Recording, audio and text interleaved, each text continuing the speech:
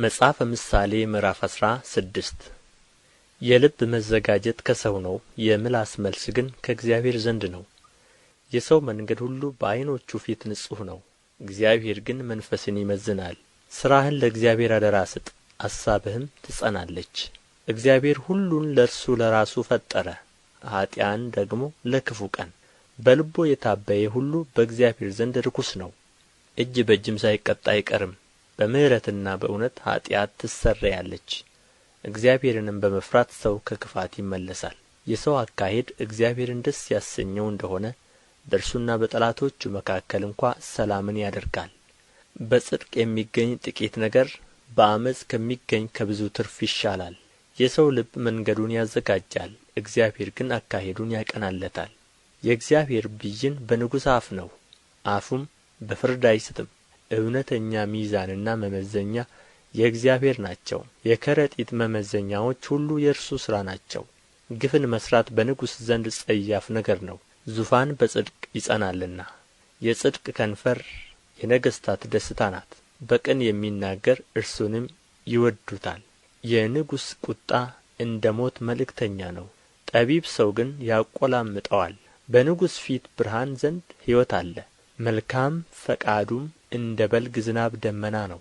ጥበብን ማግኘት ምንኛ ከወርቅ ይሻላል፣ ማስተዋልንም ማግኘት ከብር ይልቅ የሚመረጥ ነው።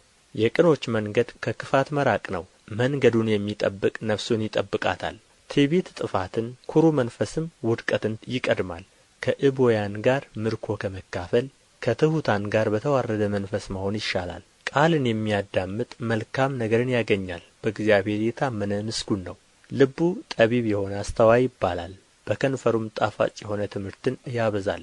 ገንዘብ ላደረገው ሰው ዕውቀት የሕይወት ምንጭ ነው፣ ስንፍና ግን የሰነፎች ቅጣት ነው። የጠቢብ ልብ አፉን ያስተምራል፣ ለከንፈሩም ትምህርት ይጨምራል። ያማረ ቃል የማር ወለላ ነው፣ ለነፍስ ጣፋጭ ለአጥንትም ጤና ነው። ለሰው ቅን የምትመስል መንገድ አለች፣ ፍጻሜዋ ግን የሞት መንገድ ነው። የሠራተኛ ራብ ለእርሱ ይሠራል፣ አፉ ይጐተጕተዋልና። ምናምንቴ ሰው ክፋትን ይምሳል፣ በከንፈሩም የሚቃጠል እሳት አለ። ጠማማ ሰው ጥልን ይዘራል፣ ጆሮ ጠቢ ሰው የተማመኑትን ወዳጆች ይለያያል። ግፈኛ ሰው ወዳጁን ያባብላል፣ መልካምም ወዳይደለ መንገድ ይመራዋል። ዓይኑን የሚዘጋ ጠማማ ሐሳብን ያስባል፣ ከንፈሩን የሚነክስ ክፋትን ይፈጽማል። የሸበተ ጠጕር የክብር ዘውድ ነው፣ እርሱም በጽድቅ መንገድ ይገኛል። ትዕግሥተኛ ሰው ከኃያል ሰው ይሻላል፣ በመንፈሱም ላይ የሚገዛ ከተማ ከሚወስድ ይበልጣል። ዕጣ በጕያ ይጣላል፣ መደቧ ሁሉ ግን ከእግዚአብሔር ዘንድ ነው። መጽሐፈ ምሳሌ ምዕራፍ 17 ጥል ባለበት ዘንድ እርድ ከሞላበት ቤት በጸጥታ ደረቅ ቁራሽ ይሻላል። አስተዋይ ባሪያ ነውረኛውን ልጅ ይገዛል፣ በወንድማማች መካከልም ርስትን ይካፈላል። ማቅለጫ ለብር ከውር ለወርቅ ነው፣ እግዚአብሔር ግን ልብን ይፈትናል። ክፉ ሰው የበደለኛን ከንፈር ይሰማል፣ ሐሰተኛም ወደ ተንኰለኛ ምላስ ያደምጣል። በድሀ የሚያላግጥ ፈጣሪውን ይሰድባል፣ በጥፋትም ደስ የሚለው ሳይቀጣ አይቀርም። የሽማግሌዎች አክሊል የልጅ ልጆች ናቸው፣ የልጆችም ክብር አባቶቻቸው ናቸው። ለሰነፍ የኵራት አነጋገር አይገባውም፣ ይልቁንም ሐሰተኛ ከንፈር ለመኰንን አይገባውም። ገንዘብ ባደረጉት ፊት መማለጃ እንደ ተዋበ ዕንቍ ነው፣ ወደ ዞረበትም ስፍራ ሁሉ ሥራውን ያቀናል። ኀጢአትን የሚከድን ሰው ፍቅርን ይሻል፣ ነገርን የሚደጋግም ግን የተማመኑትን ወዳጆቹን ይለያያል። 100 ግርፋት በሰነፍ ጠልቆ ከሚገባ ይልቅ ተግሣጽ በአስተዋይ ሰው ጠልቆ ወደ ልቡ ይገባል። ክፉ ሰው ዓመፃን ብቻ ይሻል፣ ስለዚህ ጨካኝ መልአክ ይላክበታል። ሰነፍን በስንፍናው ከመገናኘት ልጆቿ የተነጠቁባትን ድብ መገናኘት ይሻላል። በመልካም ፈንታ ክፉን የሚመልስ ክፉ ነገር ከቤቱ አትርቅም። የጠብ መጀመሪያ እንደ ውኃ አፈሳሰስ ነው፣ ስለዚህ ጠብ ሳይበረታ አንተ ክርክርን ተው። ኀጥኡን የሚያጸድቅና በጻድቁ ላይ የሚፈርድ ሁለቱ በእግዚአብሔር ዘንድ አስጸያፊዎች ናቸው። በሰነፍ እጅ የጥበብ መግዣ ገንዘብ መኖሩ ስለ ምንድር ነው? ጥበብን ይገዛ ዘንድ አእምሮ የለውምና። ወዳጅ በዘመኑ ሁሉ ይወድዳል፣ ወንድምም ለመከራ ይወለዳል። አእምሮ የጐደለው ሰው አጋና ይመታል፣ በባልንጀራውም ፊት ይዋሳል። ዓመፃን የሚወድድ ክርክርን ይወድዳል፣ ደጁንም ዘለግ የሚያደርግ ውድቀትን ይሻል። ጠማማ ልብ ያለው መልካምን አያገኝም፣ ምላሱንም የሚገለብጥ በክፉ ላይ ይወድቃል። ሰነፍን የሚወልድ ኀዘን ይሆንበታል፣ የደንቆሮ ልጅም አባት ደስ አይለውም። ደስ ያላት ልብ መልካም መድኃኒት ናት፣ ያዘነች ነፍስ ግን አጥንትን ታደርቃለች። ኀጥእ የፍርድን መንገድ ለማጥመም ከብብት መማለጃን ይወስዳል። በአስተዋይ ፊት ጥበብ ትኖራለች፣ የሰነፍ ዓይን ግን በምድር ዳርቻ ነው። ሰነፍ ልጅ ለአባቱ ጸጸት ነው፣ ለወለደችውም ምሬት ነው። ጻድቅን መቅጣት ጨዋ ሰውንም በጽድቅነቱ መምታት መልካም አይደለም። ጥቂት ቃልን የሚናገር አዋቂ ነው፣ መንፈሱም ቀዝቃዛ የሆነ አስተዋይ ነው። ሰነፍ ዝም ቢል ጠቢብ ሆኖ ይቈጠራል፣ ከንፈሩንም የሚቈልፍ ባለ አእምሮ ነው ይባላል። መጽሐፈ ምሳሌ ምዕራፍ 18 መለየት የሚወድድ ምኞቱን ይከተላል፣ መልካሙንም ጥበብ ሁሉ ይቃወማል። ሰነፍ የጥበብን ነገር አይወድም፣ በልቡ ያለውንም ሁሉ መግለጥ ብቻ ይወድዳል እንጂ። ኀጥእ በመጣ ጊዜ ንቀት ደግሞ ይመጣል፣ ነውርም ከስድብ ጋር። የሰው አፍ ቃል የጠለቀ ውኃ ነው፣ የጥበብም ምንጭ ፈሳሽ ወንዝ ነው። የጻድቅ ፍርድ ይጠም ዘንድ ለኀጥእም ማድላት መልካም አይደለም። የሰነፍ ከንፈር በጥል ውስጥ ትገባለች፣ አፉም በትርን ትጠራለች። የሰነፍ አፍ ለራሱ ጥፋት ነው፣ ከንፈሩም ለነፍሱ ወጥመድ ነው። የጆሮ ጠቢ ቃል እንደ ጣፋጭ መብል ነው፣ እርሱም እስከ ሆድ ጉርጆች ድረስ ይወርዳል። በሥራው ታካች የሚሆን የሀብት አጥፊ ወንድም ነው። የእግዚአብሔር ስም የጸና ግንብ ነው፣ ጻድቅ ወደ እርሱ ሮጦ ከፍ ከፍ ይላል። ለባለጠጋ ሰው ሀብቱ እንደ ጸናች ከተማ ናት፣ በሐሳቡም እንደ ረጅም ቅጥር። ሰው ሳይወድቅ በፊት ልቡ ከፍ ከፍ ይላል፣ ትሕትናም ክብረትን ትቀድማለች። ሳይሰማ ነገርን በሚመልስ ስንፍናና እፍረት ይሆንበታል። የሰው ነፍስ ሕመሙን ይታገሣል፣ የተቀጠቀጠን መንፈስ ግን ማን ያጠነክረዋል? የአስተዋይ ልብ እውቀትን ያገኛል፣ የጠቢባንም ጆሮ እውቀትን ትፈልጋለች። የሰው ስጦታ መንገዱን ታሰፋለታለች፣ በታላላቆችም ፊት ታገባዋለች። ወደ ፍርድ አስቀድሞ የገባ ጻድቅ ይመስላል፣ ባልንጀራው ግን መጥቶ ይመረምረዋል። ዕጣ ክርክርን ትከለክላለች፣ በኃያላንም መካከል ትበይናለች። የተበደለ ወንድም እንደ ጸናች ከተማ ጽኑ ነው፣ ክርክራቸውም እንደ ግንብ ብረት ነው። የሰው ሆድ ከአፉ ፍሬ ይሞላል፣ ከንፈሩም ከሚያፈራው ይጠግባል።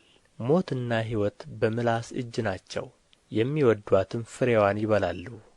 ሚስት ያገኘ በረከትን አገኘ፣ ከእግዚአብሔርም ሞገስን ይቀበላል። ድሀ በትሕትና እየለመነ ይናገራል፣ ባለጠጋ ግን በድፍረት ይመልሳል። ብዙ ወዳጆች ያሉት ሰው ይጠፋል፣ ነገር ግን ከወንድም አብልጦ የሚጠጋጋ ወዳጅ አለ። መጽሐፈ ምሳሌ ምዕራፍ 19 በከንፈሩ ከሚወሳልት ሰነፍ ይልቅ ያለ ነውር የሚሄድ ድሀ ይሻላል። ነፍስ እውቀት የሌለባት ትሆን ዘንድ መልካም አይደለም፣ እግሩንም የሚያፈጥን ከመንገድ ይስታል።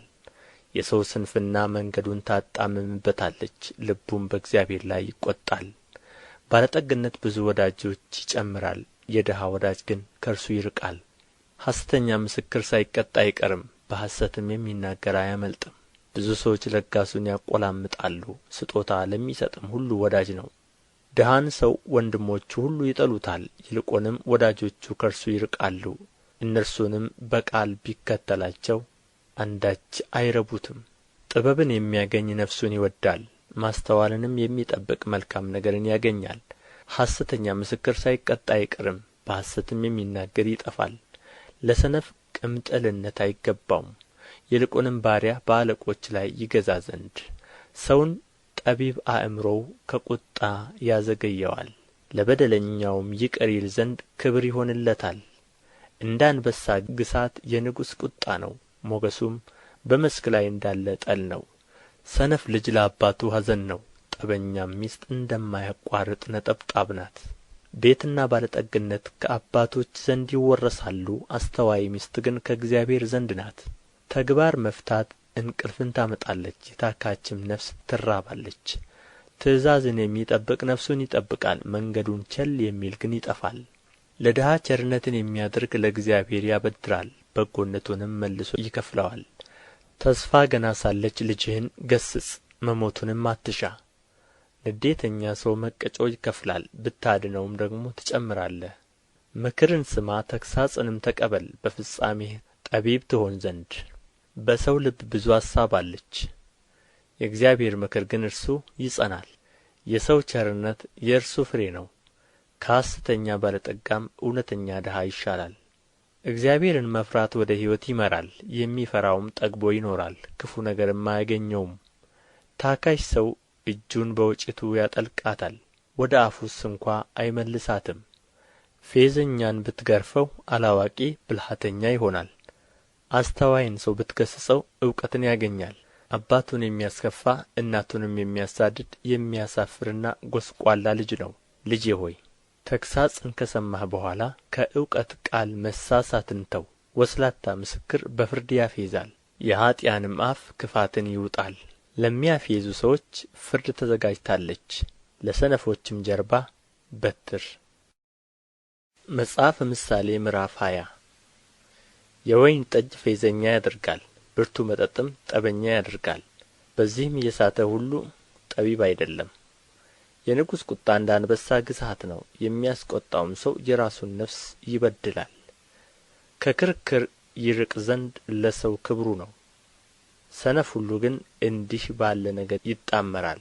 ታካች ሰው በብርድ ምክንያት አያርስም፣ ስለዚህ በመከር ይለምናል፣ ምንም አያገኝም። ምክር በሰው ልብ እንደ ጠሊቅ ውኃ ነው፣ አእምሮ ያለው ሰው ግን ይቀዳዋል። ብዙ ሰዎች ቸርነታቸውን ያወራሉ፣ የታመነውን ሰው ግን ማን ያገኘዋል? ጻድቅ ያለ ነውር ይሄዳል፣ ልጆቹም ከእርሱ በኋላ ምስጉኖች ናቸው። በፍርድ ወንበር የተቀመጠ ንጉሥ ክፉውን ሁሉ በዓይኖቹ ይበትናል። ልቤን አነጻሁ ከኃጢአትም ጠራሁ የሚል ማን ነው? ሁለት ዓይነት ሚዛንና ሁለት ዓይነት መስፈሪያ፣ ሁለቱ በእግዚአብሔር ፊት ርኩሳን ናቸው።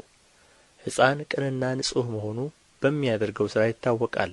የሚሰማ ጆሮን የሚያይ ዓይንን ሁለቱን እግዚአብሔር ፈጠራቸው። ድሀ እንዳትሆን እንቅልፍን አትውደድ፣ ዓይንህን ክፈት እንጀራም ትጠግባለህ። የሚገዛ ሰው ክፉ ነው ይላል፣ በሄደ ጊዜ ግን ይመካል። ወርቅና ብዙ ቀይ ዕንቍ ይገኛል፣ የእውቀት ከንፈር ግን የከበረች ጌጥ ናት። ለማያውቀው ከተዋሰ ሰው ልብሱን ውሰድ፣ ለእንግዳ የተዋሰውንም እርሱን አግተው። የሐሰት እንጀራ ለሰው የጣፈጠ ነው፣ ከዚያ በኋላ ግን አፉ ጭንጫ ይሞላል። አሳብ በምክር ትጸናለች፣ በመልካምም ምክር ሰልፍ አድርግ። ዘዋሪ ሐሜተኛ ምስጢርን ይገልጣል፣ ከንፈሩን የሚያሞጠሙጥ ሰውን አትገናኘው።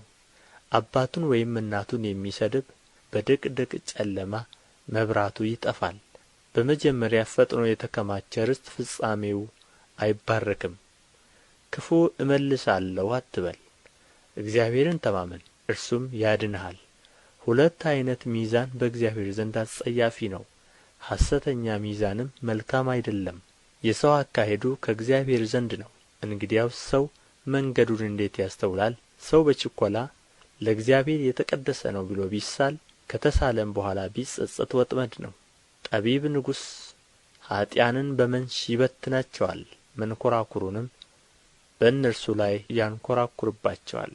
የሰው መንፈስ የእግዚአብሔር መብራት ነው፣ የሆዱን ጕርጆች ሁሉ የሚመረምር።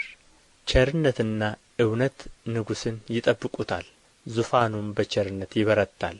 የጐበዛዝት ክብር ጕልበታቸው ናት፣ የሽማግሌዎችም ጌጥ ሽበት ነው። የሰንበር ቍስል ክፉዎችን ያነጻል፣ ግርፋትም ወደ ሆድ ጕርጆች ይገባል። መጽሐፈ ምሳሌ ምዕራፍ 21 የንጉሥ ልብ እንደ ውኃ ፈሳሾች በእግዚአብሔር እጅ ነው፣ ወደ ወደደውም ያዘነብለዋል። የሰው መንገድ ሁሉ በዓይኑ ፊት የቀናች ትመስለዋለች፣ እግዚአብሔር ግን ልብን ይመዝናል። እግዚአብሔር ከመሥዋዕት ይልቅ ጽድቅንና ቅን ነገርን ማድረግ ይወድዳል። ትዕቢተኛ ዓይንና ደፋር ልብ የኀጥኣንም እርሻ ኃጢአት ነው። የትጉህ ሐሳብ ወደ ጥጋብ ያደርሳል፣ ችኩል ሰው ሁሉ ግን ለመጕደል ይቸኵላል። በሐሰተኛ ምላስ መዝገብ ማከማቸት የሚበን ጉም ነው። ይህን የሚፈልጉ ሞትን ይፈልጋሉ፣ ቅን ነገርን ያደርጉ ዘንድ አይወዱምና። የኀጥኣን ንጥቂያ ራሳቸውን ያጠፋቸዋል። የበደለኛ መንገድ የጠመመች ናት፣ የንጹሐን ሥራ ግን የቀና ነው። ከጠበኛ ሴት ጋር በአንድ ቤት ከመቀመጥ በውጭ በቤት ማዕዘን ላይ መቀመጥ ይሻላል። የኀጥእ ነፍስ ክፉን ትመኛለች፣ በፊቱም ባልንጀራው ሞገስን አያገኝም። ፌዘኛ ቅጣትን በተቀበለ ጊዜ አላዋቂ ሰው ጥበብን ያገኛል። ጠቢብም ቢማር እውቀትን ይቀበላል። ጻድቅ ስለ ኀጥእ ቤት ያስባል፣ ኀጥኣንም ለጥፋት እንደ ተገለበጡ። የድሃውን ጩኸት እንዳይሰማ ጆሮውን የሚደፍን ሰው እርሱ ራሱ ይጮኻል አይሰማለትምም። ስጦታ በስውር ቁጣን ታጠፋለች፣ የብብትም ውስጥ ጉቦ ጽኑ ቁጣን ታበርዳለች። ፍርድን ማድረግ ለጻድቅ ደስታ ነው፣ ኃጢአትን ለሚያደርጉ ግን ጥፋት ነው። ከማስተዋል መንገድ የሚሳሳት ሰው በሙታን ጉባኤ ያርፋል። ተድላ የሚወድድ ድሀ ይሆናል፣ የወይን ጠጅንና ዘይትንም የሚወድድ ባለጠጋ አይሆንም። ኀጥእ የጻድቅ ቤዛ ነው፣ በደለኛም የቅን ሰው ቤዛ ነው። ከጠበኛና ከቍጡ ሴት ጋር ከመቀመጥ በምድረ በዳ መቀመጥ ይሻላል። የከበረ መዝገብና ዘይት በጠቢብ ሰው ቤት ይኖራል፣ አእምሮ የሌለው ሰው ግን ይውጠዋል። ጽድቅንና ምሕረትን የሚከተል ሕይወትንና ጽድቅን ክብርንም ያገኛል። ጠቢብ የኃያላንን ከተማ ይገባበታል፣ የሚታመኑበትንም ኃይል ያፈርሳል። አፉንና ምላሱን የሚጠብቅ ነፍሱን ከመከራ ይጠብቃል። ኵሩና ተጓዳጅ ሰው ፌዘኛ ይባላል፣ እርሱም በትዕቢት ቍጣ ያደርጋል። ታካችን ምኞቱ ትገድለዋለች፣ እጆቹ ይሠሩ ዘንድ አይፈቅዱምና። ኀጥእ ቀኑን ሁሉ ምኞትን ይመኛል፣ ጻድቅ ግን ይሰጣል አይሰስትም። የኀጥኣን መሥዋዕት አስጸያፊ ነው፣ ይልቁንም በክፉ ሐሳብ ሲያቀርቡት አስጸያፊ ነው። ሐሰተኛ ምስክር ይጠፋል፣ የሚሰማ ሰው ግን ተጠንቅቆ ይናገራል። ኀጥእ ፊቱን ያጠነክራል፣ ቅን ሰው ግን መንገዱን ያጸናል። ጥበብ ወይም ማስተዋል ወይም ምክር በእግዚአብሔር ላይ የለም። ፈረስ ለጦርነት ቀን ይዘጋጃል፣ ድል ግን ከእግዚአብሔር ዘንድ ነው።